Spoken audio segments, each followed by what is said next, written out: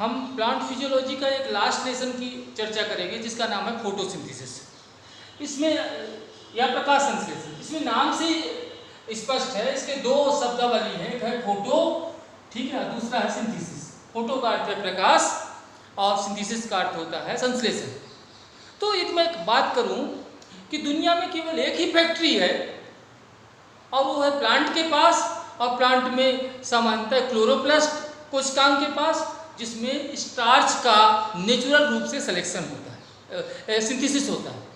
मतलब स्टार्च का प्राकृतिक रूप से निर्माण केवल दुनिया की एक फैक्ट्री में होता है और वह है क्लोरोप्लास्ट, और वह क्लोरोप्लास्ट नामक कोशिकांग सामान्यतः ग्रीन प्लांट में पाया जाता है। तो अपन बात करें प्रकाश संश्लेषण है क्या। एक सिंपल सी परिभाषा बता सकते हैं आप। पौधों ग्रीन प्लांट्स में प्रकाश की उपस्थिति में स्टार्च के निर्माण की प्रक्रिया को फोटोसिंथेसिस कहते हैं। एक परिभाषा ये बता सकते हैं। दूसरी परिभाषा बता सकते हैं कि क्लोरोफिल, ये लिखा है, सनलाइट और क्लोरोफिल की उपस्थिति में कार्बन डाइऑक्साइड और पानी की क्रिया से ग्लूकोज, ऑक्सीजन और पानी के निर्माण की प्रक्रिया को प्रकाश संश्लेषण कहते हैं। ठीक है, तो प्रकाश संश्लेषण एक जैव रासायनिक क्रिया है। तुम लोग रासायनिक समीकरण पढ़ते हो, रासायनिक समीकरण में आपने देखा होगा कि ये क्रियाकारक होते हैं और यहाँ होते हैं उत्पाद। तो यह भी समीकरण नहीं है, ये समीकरण जैसा है। और कौन सा है? जैव रासायनिक समीकरण। क्योंकि सजीवों में यह रासायनिक क्रिया हो रही है तो अपन ने बोला उसको जैव रासायनिक क्रिया। तो जैव रासायनिक क्रिया में आप देख रहे हैं कि क्रियाकारक दो हैं, क्या क्या? कार्बन डाइऑक्साइड और पानी। और उत्पाद के रूप में क्या क्या है? तीन है, ग्लूकोज, ऑक्सीजन और पानी। तो क्लियर बात करें कि क्रियाकारक दो हैं, उत्पाद तीन हैं, और एक जो रासायनिक जैव रासायनिक क्रिया किसकी उपस्थिति में होती है? सनलाइट और क्लोरोफिल। क्लियर? तो इस जो रासायनिक समीकरण में ही सब बातें छुपी हैं।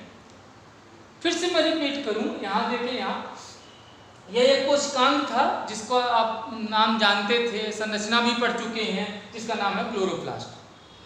हरित लवक है। हरित लवक में आपने पढ़ा था कि इसमें डबल लेयर्ड मेम्ब्रेन होता है, दोहरी झिल्ली युक्त कोशिकांग होता है। उसके अंदर जो द्रव भरा होता है उसको स्ट्रोमा कहते हैं। स्ट्रोमा में सिक्के की समान संरचना पाई जाती है, थाइलाकॉइडिया ग्रेना कहते हैं। ये स्ट्रोमा है, थाइलाकॉइडिया ग्रेना। तो थाइलाकॉइड और ग्रेना, थाइलाकॉइड में आपने देखा था कि क्वांटासोम होते हैं, जो यहाँ बना बता चुका हूँ डिटेल में संरचना।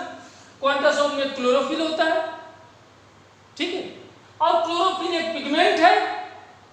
और क्लोरोफिल के 8 प्रकार हैं। कितने प्रकार हैं? 8 प्रकार हैं। उस प्रकार में सबसे अधिक पौधों में पाया जाने वाला जो क्लोरोफिल है, क्लोरोफिल ए है। क्या है? क्लोरोफिल ए, जिसका सूत्र है C52H72O5N4Mg। ये किसका सूत्र है? Chlorophyll A. क्लोरोफिल के कितने प्रकार हैं? 8 प्रकार। ठीक है, क्लियर ना?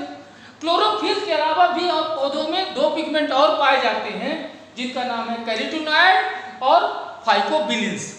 कैरोटीनॉयड और फाइकोबिलिन्स, ये 2 भी पिगमेंट है जो प्लांट्स में पाए जाते हैं। अपन चर्चा करेंगे डिटेल में, ठीक है।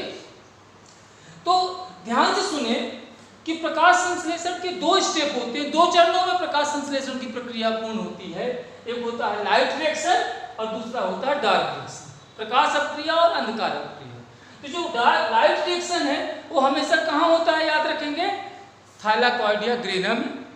और डार्क रिएक्शन कहाँ होगा? स्ट्रोमा में। क्लियर ना? तो अपन देख लें जल्दी से। पहला जो स्टेप है क्या है? लाइट रिएक्शन, या उसको कहते हैं हिल रिएक्शन। क्योंकि हिल नामक वैज्ञानिक ने इसे खोज किया है, इसलिए इसका नाम है हिल रिएक्शन। नाम से स्पष्ट है, यह जैव रासायनिक क्रिया प्रकाश की उपस्थिति में होती है। तो देखिए क्या होगा, समझना बात को आप। सबसे पहले सनलाइट थी, सूर्य का प्रकाश था। देखिए यहाँ सूर्य के प्रकाश में आपने देखा कि पत्तियों में एक महत्वपूर्ण कोशिकांग पाया जाता है जिसको क्लोरोप्लास्ट कहते हैं, जिसमें थाइलाकॉइड है, थाइलाकॉइड में क्वांटासोम है, क्वांटासोम में क्लोरोफिल है। तो सनलाइट की एनर्जी को कौन एब्जॉर्ब करेगा? क्लोरोफिल। सनलाइट की एनर्जी को, सनलाइट में जो विकिरण ऊर्जा होती है उसको अवशोषित करता है क्लोरोफिल पिगमेंट। और वो क्लोरोफिल पिगमेंट क्या करेगा देखना, सबसे पहले एनर्जी को अवशोषित करके, आप जानते हैं एनर्जी न उत्पन्न होती न नष्ट होती, बल्कि एक रूप से दूसरे रूप में परिवर्तित होती है। सनलाइट की एनर्जी कहाँ पहुंच गई, क्लोरोफिल के पास, क्लियर ना। अब क्लोरोफिल की एनर्जी कहाँ जाएगी देखना, ये जल का जल अपघटन करेगा। देखना ये जल कहाँ मिलेगा आपको, जो जैव रासायनिक समीकरण लिखा आपने क्रिया कारक में दो चीजें पढ़ा है, कार्बन डाइऑक्साइड और पानी। तो अब देखिए सबसे पहले जो सनलाइट की जो एनर्जी थी वो सबसे पहले क्या किया उसने, जल का जल अपघटन किया। 24 पानी के अणु थे उसको किसमें तोड़ दिया एनर्जी ने, 24 हाइड्रोक्सिल का आयन और 24 हाइड्रोजन के आयन में आयनन कर दिया। सूर्य की ऊर्जा ने जल का जल अपघटन या आयनन कर दिया, जिससे क्या क्या बन गया, हाइड्रोक्सिल आयन और हाइड्रोजन आयन। अब आप देखें जो हाइड्रोजन आयन थे, 24 हाइड्रोजन आयन थे, उस हाइड्रोजन आयन को ग्रहण करने के लिए जैसे आपने देखा था प्रकाश रिस्पायरेशन में हाइड्रोजन ग्राही क्या क्या थे याद रखेंगे, श्वसन में हाइड्रोजन ग्राही थे NAD और FAD, ये दो हाइड्रोजन ग्राही कहाँ थे, श्वसन में।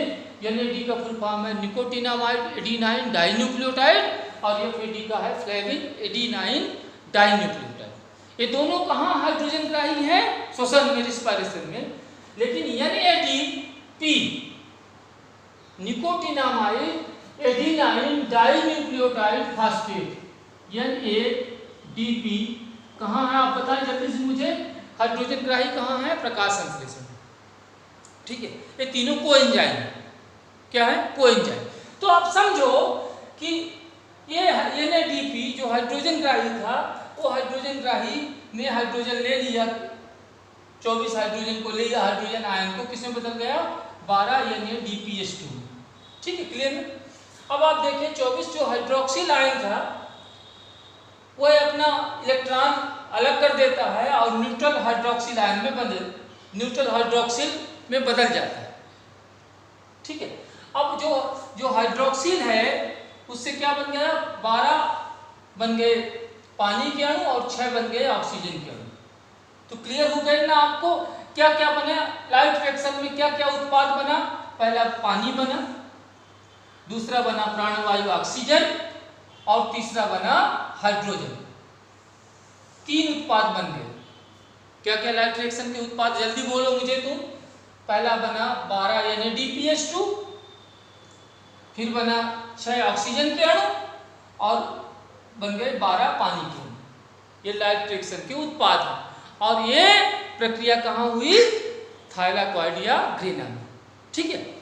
अब जो ये हाइड्रोजन ग्राही था NADP ने हाइड्रोजन को ग्रहण करने के बाद किस में बदल गया, NADPH2 में। तो NADPH2 के पास क्या है बताओ आप, NADPH2 के पास क्या है बताइए आप मुझे, हाइड्रोजन। अब कार्बन डाइऑक्साइड को क्या मिल गई बताओ आप मुझे, कार्बन डाइऑक्साइड को मिल गया हाइड्रोजन, कहां से मिला बताओ, NADPH2 ने दिया। NADPH2 को कहां से मिला, पानी के जल अपघटन से मिला, ठीक है।